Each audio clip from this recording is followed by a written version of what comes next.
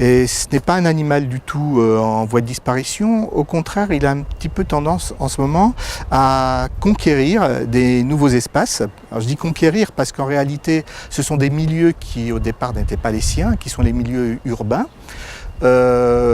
Pour diverses raisons, probablement parce qu'il a finalement de la nourriture. On lui laisse malgré tout, même si on fait des efforts dans ce domaine, des déchets qu'il va pouvoir exploiter. Il y a des petits rongeurs également qui sont présents en ville. Et puis aussi, il trouve une certaine tranquillité. C'est un peu paradoxal, mais il trouve une certaine tranquillité dans la mesure où il est un petit peu moins pourchassé en ville qu'à la campagne. Et donc, il s'est peu à peu habitué à ce nouvel environnement. Et à tel point que justement, dans les villes de Grande-Bretagne, on a des densités de renards qui sont très très importantes. On parle de 10 000 individus à Londres, par exemple. Si on prend une ville comme Bristol, qui a en surface l'équivalent de la ville de Paris, parce que c'est difficile de comparer Londres et Paris qui ont des surfaces très différentes, mais si on se rapporte à une ville comme Bristol, à peu près la surface de Paris, on comptabilise environ 3000 individus à Bristol.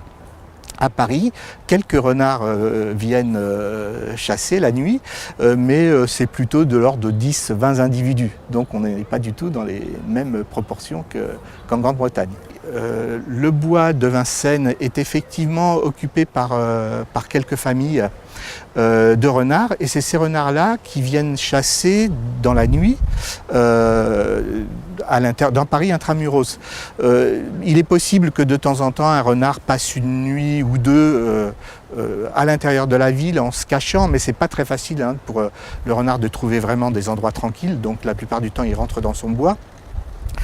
Et donc il va exploiter essentiellement les rues pour faire les poubelles, mais il rentre aussi dans les grands parcs où il va pouvoir trouver plus de nourriture, comme des petits rongeurs. Et en particulier, il vient régulièrement au jardin des plantes pour se nourrir. Mais il n'y reste pas, ou s'il fait des tentatives, en général c'est sur des courtes durées de temps, parce que voilà, Paris est quand même trop urbanisé, contrairement à Londres où il y a des zones vertes beaucoup plus grandes.